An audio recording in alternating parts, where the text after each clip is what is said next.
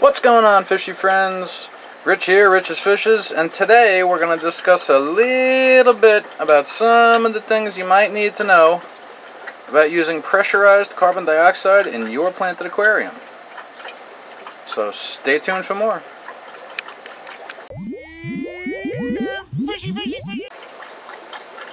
Alright guys, so maybe you already keep a planted aquarium and know all about pressurized CO2.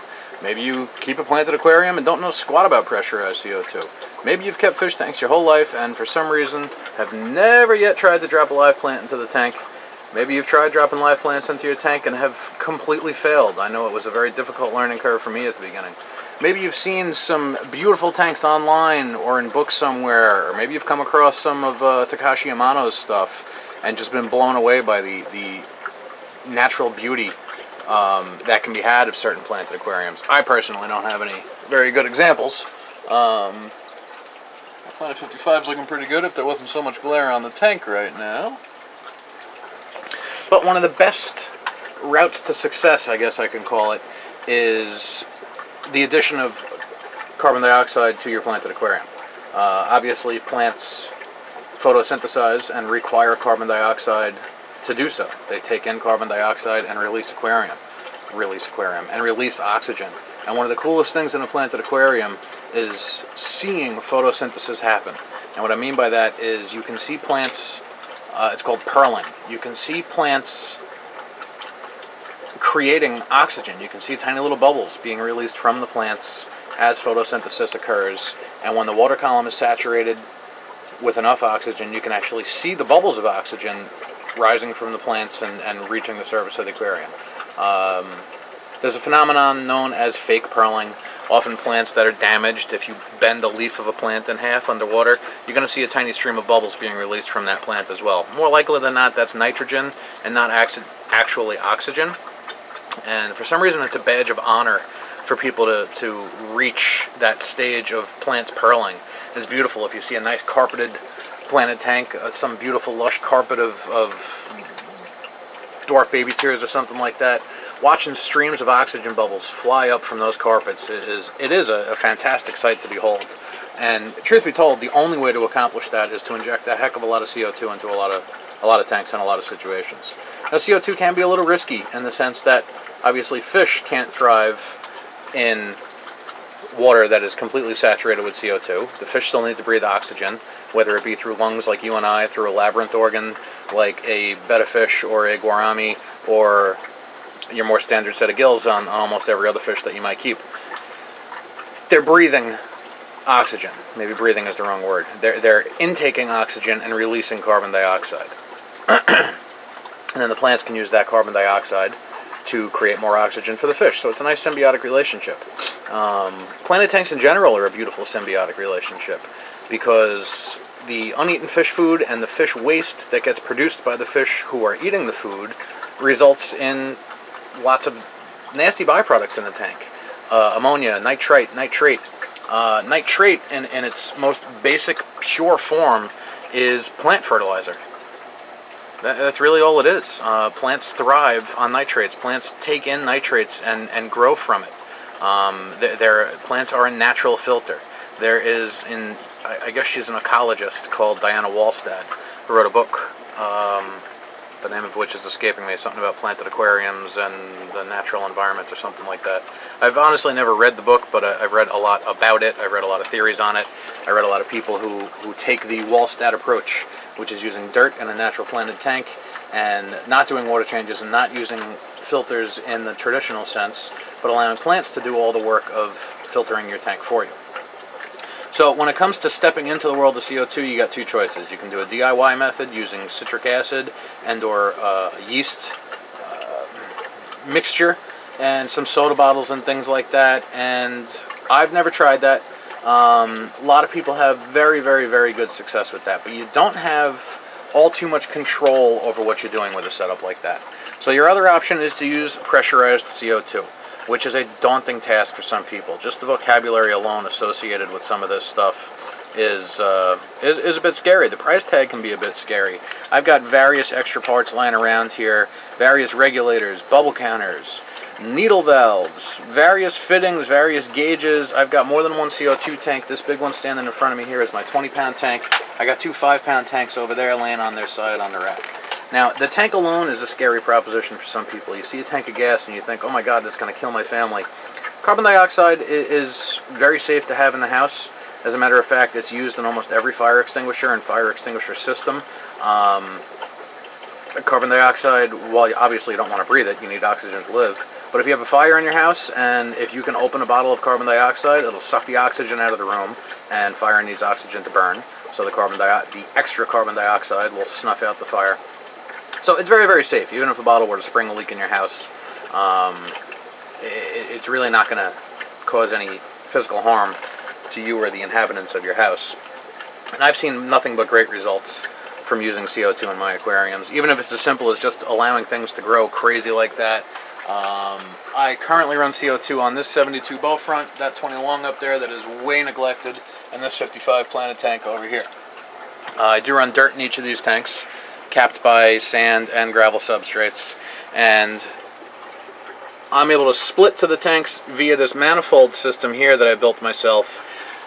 I'll see if I could edit in a couple of pictures here of a couple of different variations of this thing that I've tried.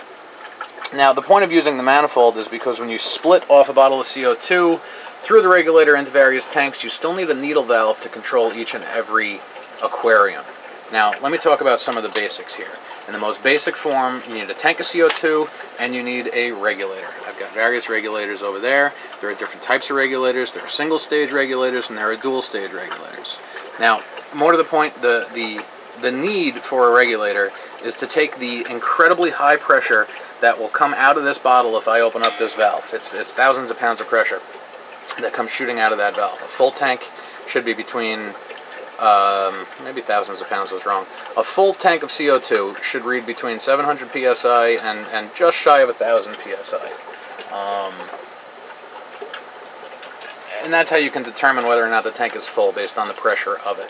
Now, we only want the gas in this hobby. We don't want any of the liquid. There is liquid involved in the tank, and in other applications you'll get a dip tube or a drip tube or something like that, which is literally a tube that goes to the bottom of the tank so that way the liquid can be pulled out of it. We don't want that in this hobby, so this is a specific type of CO2 tank that does not have that. There's some safety features built in the world of gas and gas tanks, and CO2 tanks require a CGA 320 fitting there, and in theory that's that way you can't put a regulator onto a tank assuming it's one gas when in essence is another. You wouldn't want to be in a hospital setting expecting that you're hooking up to an oxygen tank to give to a patient to keep them alive, and meanwhile you're hooking up to, say, nitrogen or argon or helium or CO2. So the fittings are different on everything to sort of make it foolproof. So once you come out of the tank, move the tank over a little bit, it's a little big and awkward.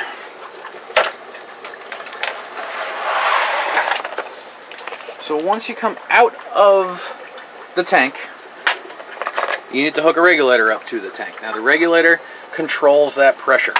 I'm going to use this regulator over here because this is the one that I always use. So you can see there's two gauges on the regulator. That gauge on the left shows you the tank pressure. That gauge on the right will show you your working pressure. Your working pressure can be adjusted by this valve on the front of the regulator. So the regulator takes your 1,000 psi of CO2 gas, and then I dial it back to roughly 35 psi. So you're taking that high pressure gas out of this bottle, and you're using this very sophisticated, very expensive piece of machinery called a regulator to regulate the flow of gas down to a predetermined value. And like I said, I run roughly at 35 psi. That's not a necessity to run at that particular setting or anything like that. I just happen to do so. Then after that, you need to dial back that pressure even more. 35 psi going into an aquarium would be a constant stream of bubbles. It would probably be bubbling faster than an air stone typically would connected to an air source. So then after that, we're coming out of my regulator here, through that braided stainless line, up into the back of this manifold, then into each of these. Now each of these bubble counters is connected to a needle valve. The needle valve here is where you're dialing down your pressure from that 35 psi down to literally bubbles per second. If I had any liquid left in my bubble counters, you would be able to see bubble, bubble, bubble, bubble, bubble, and that's sort of how you can count the rate of injection that you're then injecting into your aquarium. Once you get out of the bubble counter, it goes through some CO2 tubing and up into the tank through various means of diffusion. You could use things like a CO2 reactor, which I have not had good luck with. And then there's various types of diffusion methods, which are similar to air stones, like what you would typically use in almost any aquarium. Let's see if I have a diffuser left. Here's one of these atomic diffusers that require a bit of high pressure.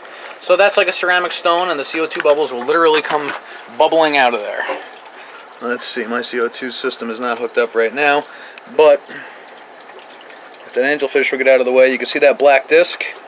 Sorry, the black circle with the white disc on top, that's the CO2 diffuser. So the CO2 bubbles will stream out of there slowly but surely in a very fine atomized kind of mist.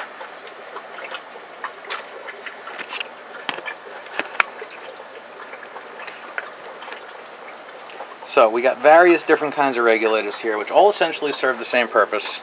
Like I said, there are single stage regulators and there are double stage regulators. Now, I don't know the exact proper way to explain the difference, but this is a single stage regulator in front of me. This is the regulator body. These are the two gauges. This is the solenoid. This is the needle valve, and this is the bubble counter. Those are essentially all the components needed to run a pressurized CO2 system. They might look different based on brands and based on styles that you use. There are various companies that specifically build things intended for the aquarium world, but they're just borrowing parts from other walks of life. Welders use these regulators in a lot of these devices and use CO2. You can get CO2 tanks filled at a welding shop. You can also get CO2 tanks filled at a fire extinguisher shop, which is where I get mine filled. So a lot of the time you can find the parts that you need in areas other than, say, a pet store or a website that's devoted to building CO2 systems for an aquarium. The medical world uses these regulators for various different gases, like I was explaining before, and that's why there's a very specific fitting, a CGA 320 fitting, that we use in this particular world. So this is a big dual stage regulator. Now, a dual stage regulator is much more expensive than a single stage regulator. Now, the reason for potentially wanting a dual stage regulator, specifically as it relates to the aquarium hobby, is a little bit of peace of mind. There's a phenomenon that's referred to as end of tank dump. And what that means is that when you've had a CO2 tank hooked up for a while to your aquarium and the pressure is running low, like I said, a full tank registers between 700 and 1,000 psi. And basically, once you get down to 7, if you're at 1,000 when it's full and you drop down to 700 or 600 or so, that means you're just about empty. It's not a linear curve in which the CO2 gets used up out of the bottle. All the gas gets used up first, and then you're left with just liquid at the bottom, and that pressure will drop rapidly once it starts to drop at all. And this end of tank dump phenomena that occurs with single stage regulators, not all single stage regulators, but some, plenty of people out there have explained how they've used single stage regulators and let a CO2 tank run completely empty without issue.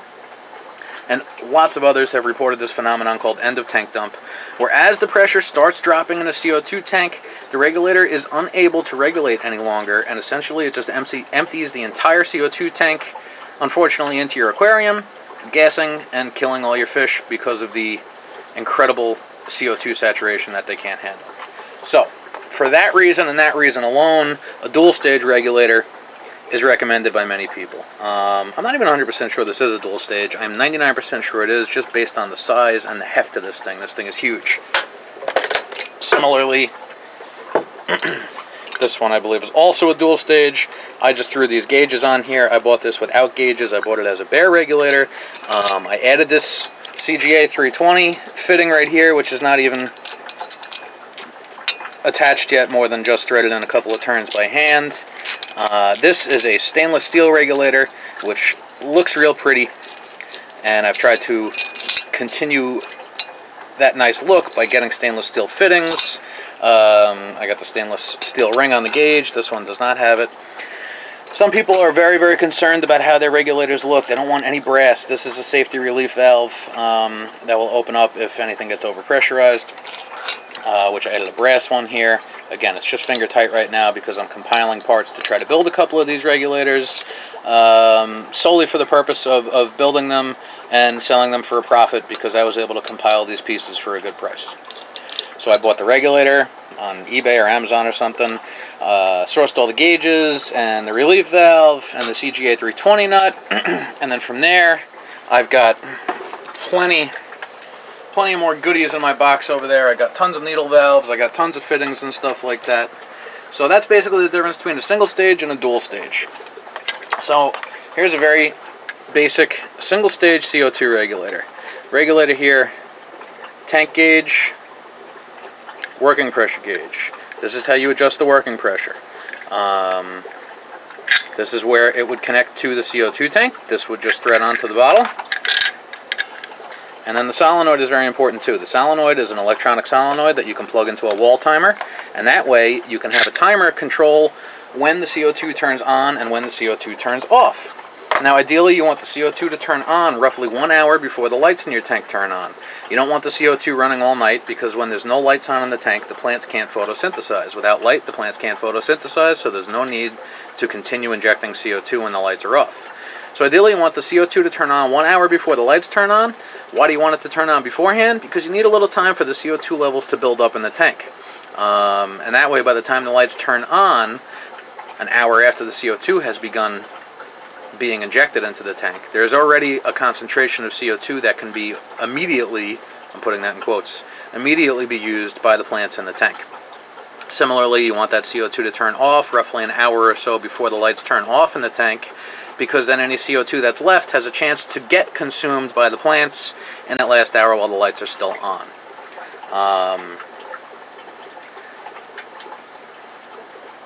Measuring CO2 levels in the tank is a bit difficult. There's no easy way to actually measure the concentration of CO2. Adding CO2 to a fish tank, adding CO2 to water naturally causes the pH level to drop, however.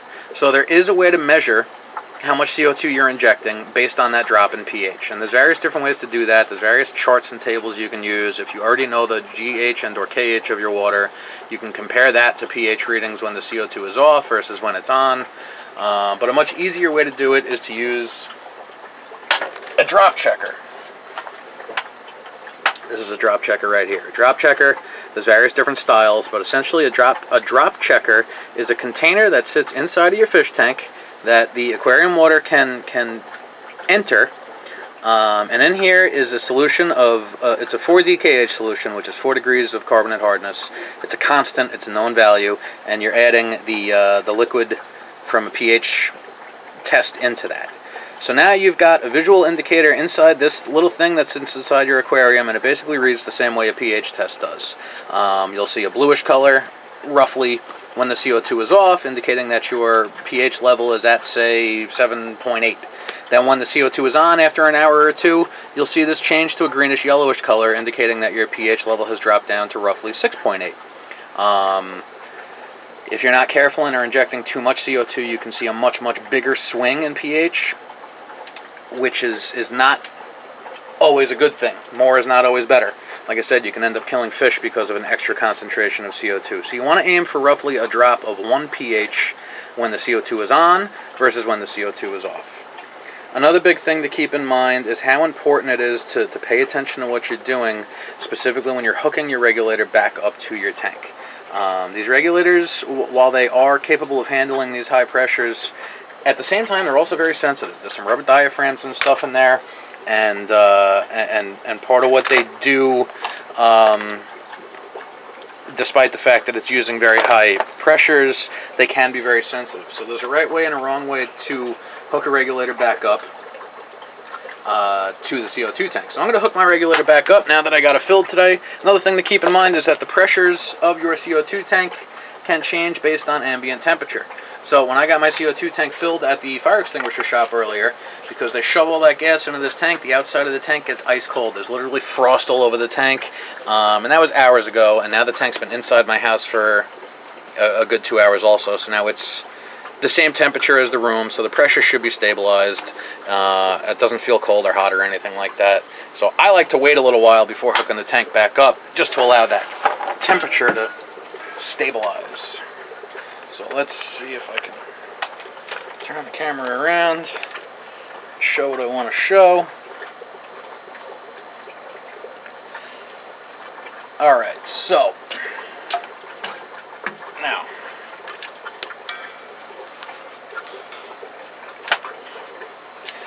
Now, you got to be very careful to make sure that you don't ruin a regulator hooking it back up to a CO2 tank. Because once you open this bottle, all that pressure wants to rush out. And when the regulator is hooked up to it, it wants to rush right into the regulator. Let's see, I turned it the wrong way again.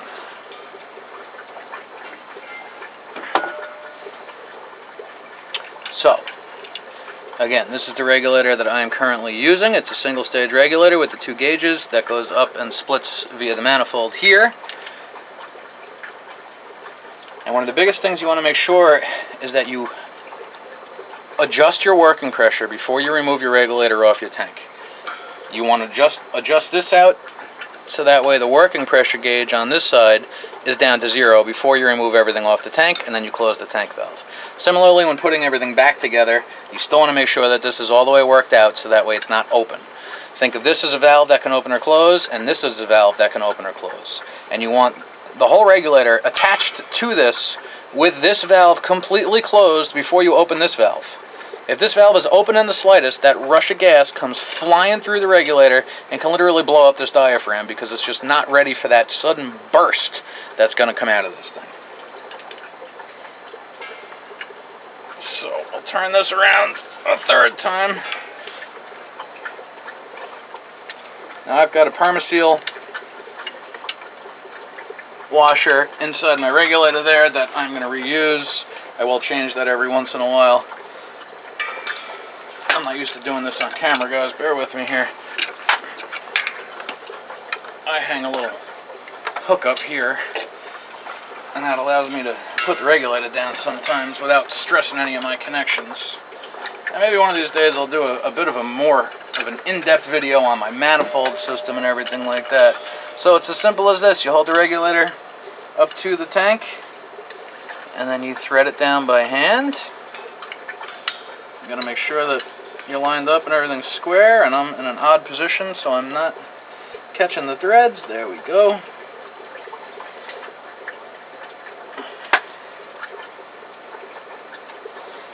Alright, now let me grab a wrench so I can tighten that up.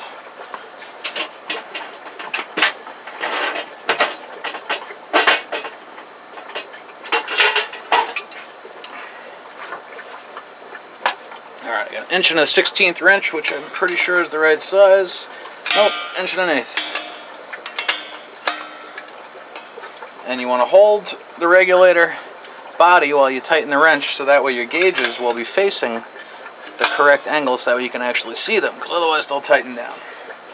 So now, let's see, you guys can probably see those gauge readings, right? Both of them are down at 0. Make sure that my working pressure is fully adjusted out, which means I'm off. And now we're going to go ahead and open up the tank, and you'll see this gauge will shoot up, indicating that the tank is full. There we go. Full tank. Like I said, that shot up to just over 800, so I know I got a nice full tank.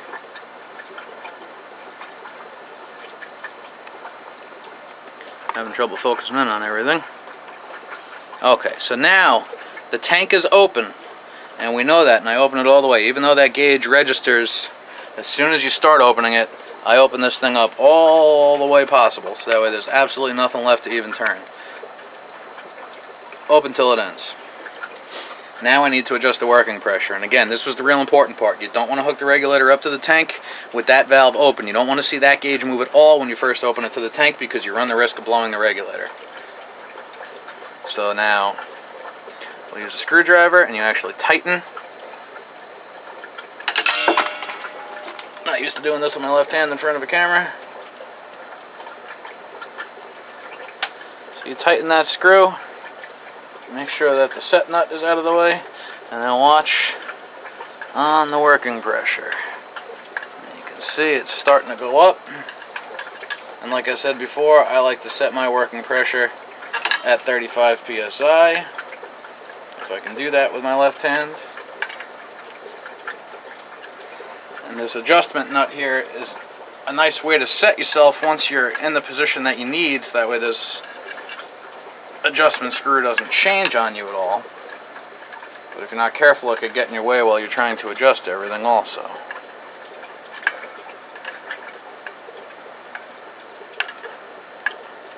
Alright, 35. So now I'll set that down.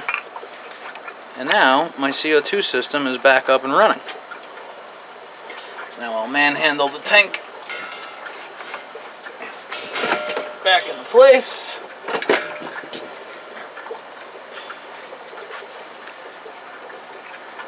And we're all tucked away back here and out of the way.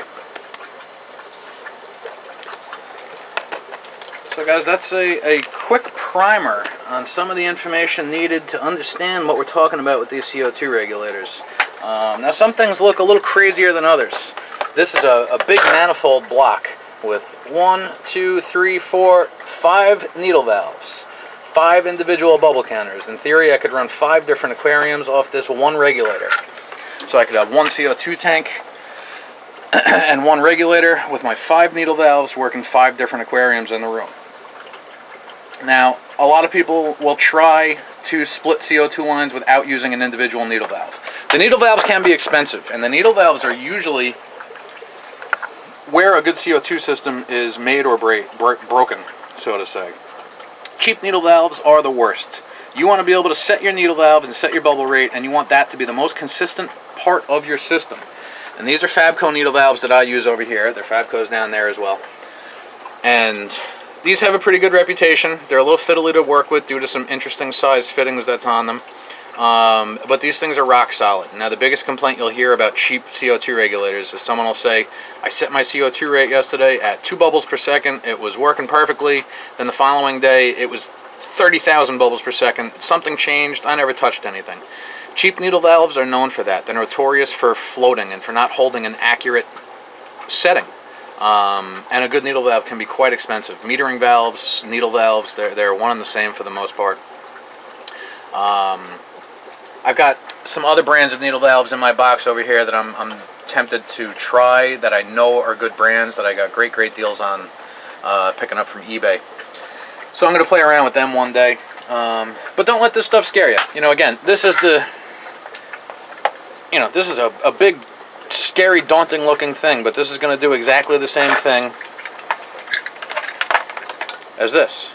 It's going to allow you to inject CO2 into your aquarium. This one will allow you to do it to 1 aquarium, and that one will allow you to do it to 5 aquariums. What I was saying before is if you try to split it without using a different needle valve, you're not going to get a consistent injection rate into each tank.